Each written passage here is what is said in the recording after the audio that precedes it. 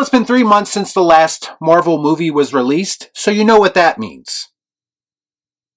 Another Marvel movie is being released, of course. And the first reactions to Antman and the Wasp, Quantumania, are starting to roll out. And a lot of these reactions are exactly what we've come to expect, but some of them actually came as a surprise to me.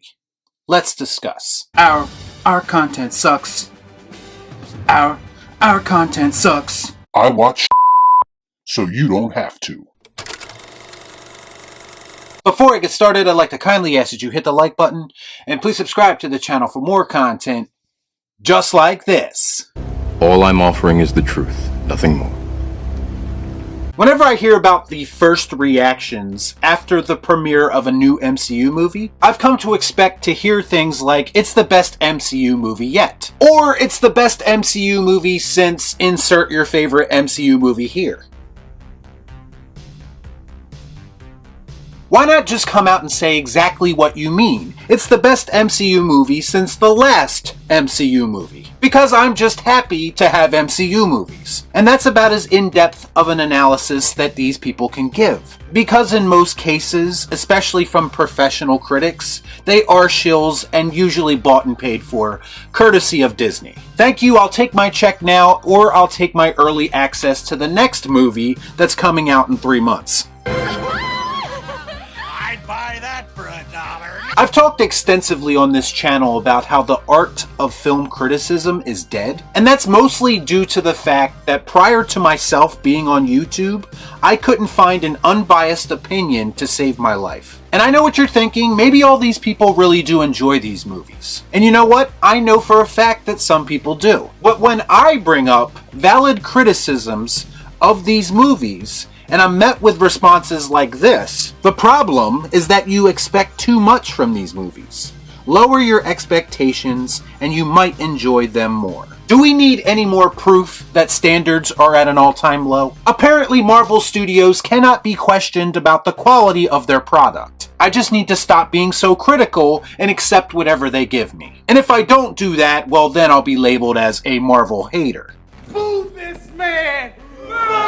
And it's that type of thinking that got us into the situation we find ourselves in now, where critics and fans alike are not willing to be honest about what they're watching. They so desperately want to like these movies because they've meant so much to them up until this point that they will justify everything wrong with them. So when I see a headline like this, Ant-Man and the Wasp, Quantumania, first reactions call it Marvel's Star Wars and the best since Avengers Endgame. Something very familiar about all this. Given everything I just told you, how am I supposed to take anything in that headline seriously? Don't get me wrong, forming your own opinion is always the best route, and I strongly encourage anyone to do that. But the thing that bothers me is that headlines and articles like this are very clearly trying to manipulate people into thinking that Marvel is back. When you say things like it's the best one since Endgame, conveniently trying to make everyone forget about the disaster that was Phase 4.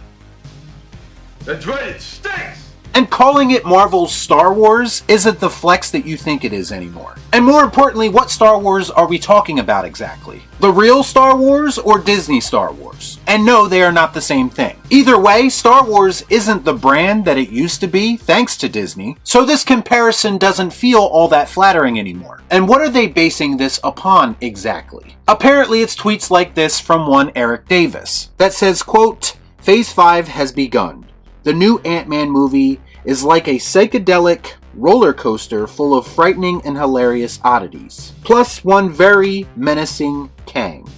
Big Star Wars vibes meets the MCU at its freakiest and most inventive. MODOK is a riot and Jonathan Majors conquers. Love the ride." Now, I don't know if he did this on purpose, but it is interesting that he compares this movie to a ride or a roller coaster. In fact, I'm starting to think that this is one big troll from the Martin Scorsese burner account, saying things like it's hilarious and MODOK is a riot. If I had to guess, I'd say that character will be used to break any tension that this movie might have. Most likely in the most awkward way possible, considering that is the MCU's MO after all. And can I just say, I see a lot of people hyping up Kang like he's the second coming of Heath Ledger's Joker.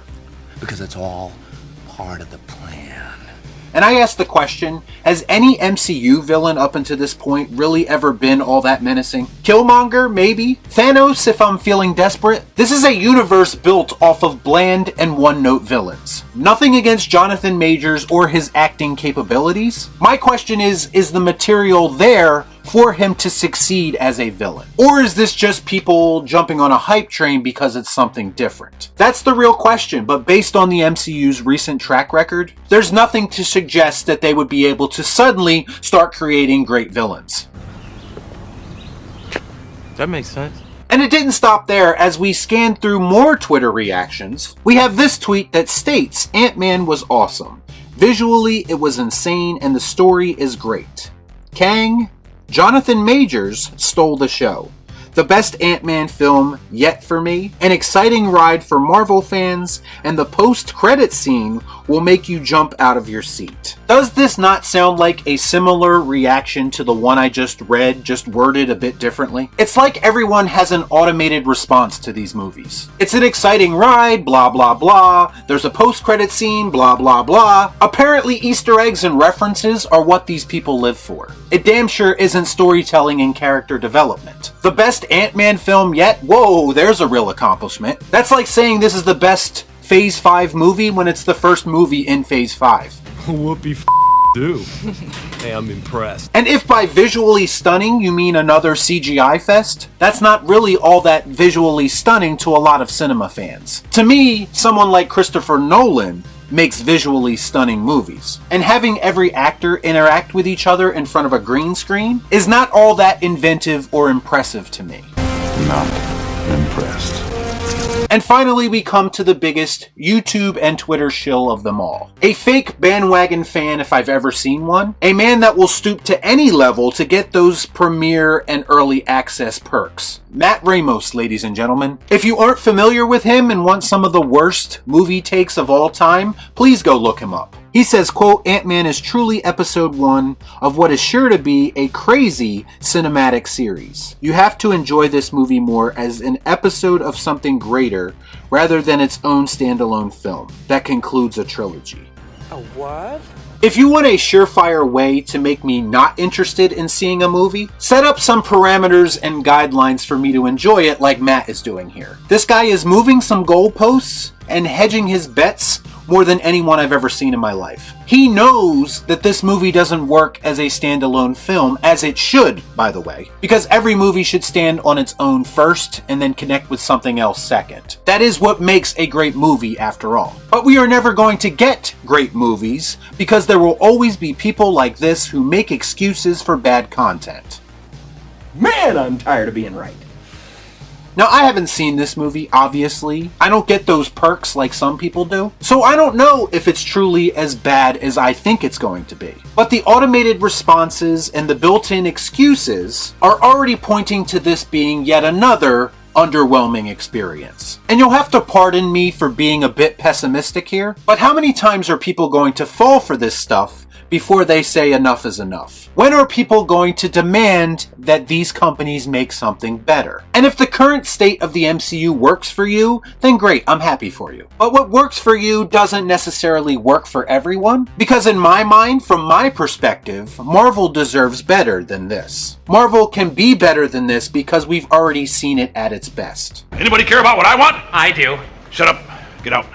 But the reactions to this movie weren't all shilling, because IndieWire managed to put out an article titled Ant-Man and the Wasp, Quantumania, First Reactions, Marvel Phase 5 Off to a Frustrating Start, which highlights some reactions that range from critics being underwhelmed by the story, to this movie having a frustratingly rough Act 1, to the emotional drive of the film being unimpactful, to questions about why Michelle Pfeiffer's character is the main character in an Ant-Man movie, to even questions about whether or not Kang can be that big baddie that everyone desperately wants him to be moving forward. I want to ask you a bunch of questions, and I want to have them answered immediately. Honestly, it's refreshing to see anyone lobbying any kind of criticism toward these movies, because for so long it seemed as if they were perfect, based purely on how critics used to talk about them. The truth is that they were never perfect. The difference now is that fatigue is setting in, the hype is wearing off, And people are coming to the realization that this franchise, this universe, isn't what it used to be and is average at best in most instances, and certainly not deserving of unconditional praise. That's it, man. Game over, man. It's game over. To be clear, this isn't really about the movie itself, and we all know what we're getting from an MCU movie at this point, and you either like that kind of content or you don't. This is more about the disingenuous reactions and the manufactured hype that typically surround these movies. So if you consider yourself to be a critic, either professional or on YouTube, I encourage you to tell the truth, be objective, and stop looking at everything from a fan perspective. Y'all be cool. Right on.